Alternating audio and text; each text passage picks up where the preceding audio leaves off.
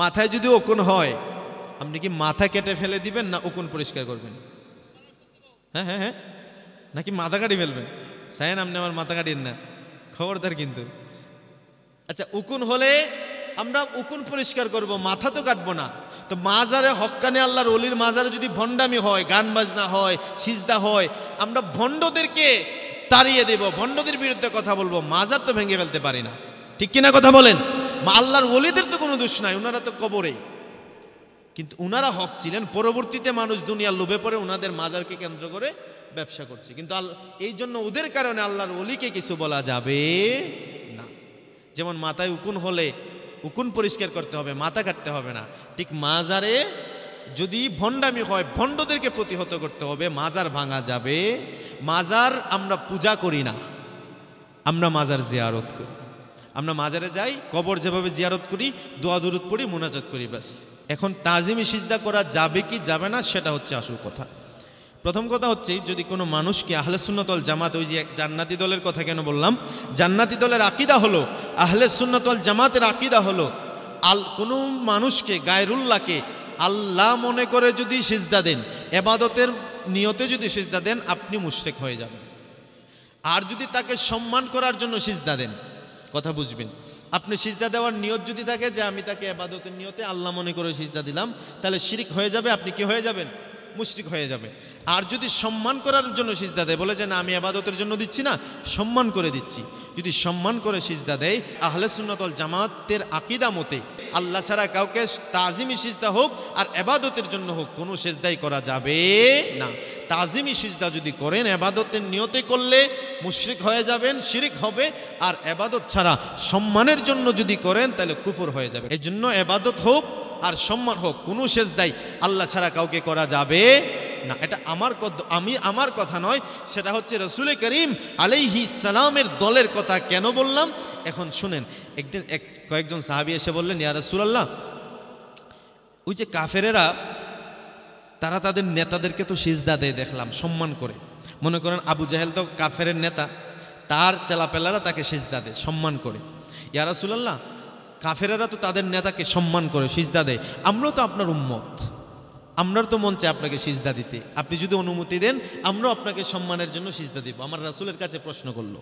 রাসূল বললেন, সাহাবায়ে কেরাম খবরদার, তারা দিতে পারে, আমরা তো কাফেরের মতো না, খবরদার তোমরা আমাকে সিজদা করবা না, কারণ আল্লাহ ছাড়া কাউকে সিজদা করার জায়েজ নেই। যদি জায়েজ থাকতো তাইলে আমি আমার উম্মতকে বলতাম আমাকে সিজদা করা লাগবে না, সমস্ত মেয়েদেরকে বলতাম তোমরা তোমাদের স্বামীকে সিজদা করো, যদি জায়েজ থাকতো।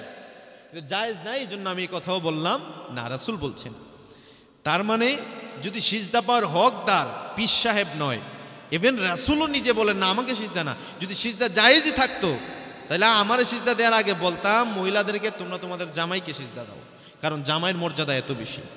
কিন্তু সিজদা দেয়া জায়েজ নাই বলে মহিলাদেরকেও সিজদা দিতে আমি রাসূল বলি নাই। কথা বুঝতে পেরেছেন?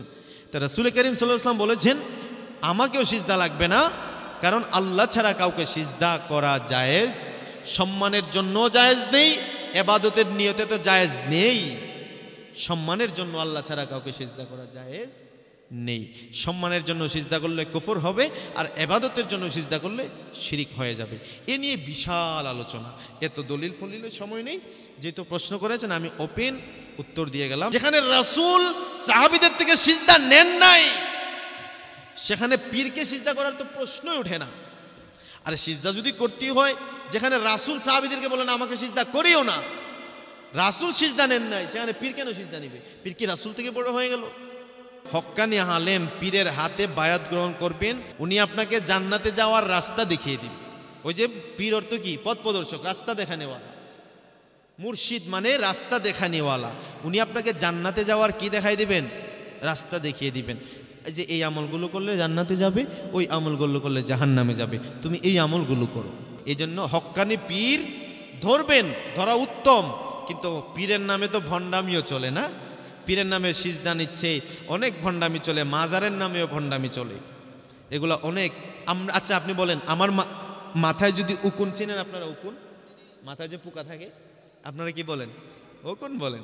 মাথায় যদি উকুন হয় আপনি কি মাথা কেটে ফেলে দিবেন না উকুন পরিষ্কার করবেন? হ্যাঁ হ্যাঁ হ্যাঁ, নাকি মাথা কাটি ফেলবেন? সায়েন আপনি আমার মাথা কাটিয়েন না, খবরদার কিন্তু। আচ্ছা, উকুন হলে আমরা উকুন পরিষ্কার করব, মাথা তো কাটবো না। তো মাজারে হক্কানে আল্লাহর ওলির মাজারে যদি ভণ্ডামি হয়, গান বাজনা হয়, সিজদা হয়, আমরা ভণ্ডদেরকে তাড়িয়ে দেব, ভণ্ডদের বিরুদ্ধে কথা বলবো, মাজার তো ভেঙে ফেলতে পারি না। ঠিক কিনা কথা বলেন? আল্লাহর ওলিদের তো কোনো দোষ নাই, ওনারা তো কবরে, কিন্তু ওনারা হক ছিলেন। পরবর্তীতে মানুষ দুনিয়ার লোভে পড়ে ওনাদের মাজারকে কেন্দ্র করে ব্যবসা করছে, কিন্তু এই জন্য ওদের কারণে আল্লাহর ওলিকে কিছু বলা যাবে না। যেমন মাথায় উকুন হলে উকুন পরিষ্কার করতে হবে, মাথা কাটতে হবে না। ঠিক মাজারে যদি ভণ্ডামি হয়, ভণ্ডদেরকে প্রতিহত করতে হবে, মাজার ভাঙা যাবে। মাজার আমরা পূজা করি না, আমরা মাজার জিয়ারত করি।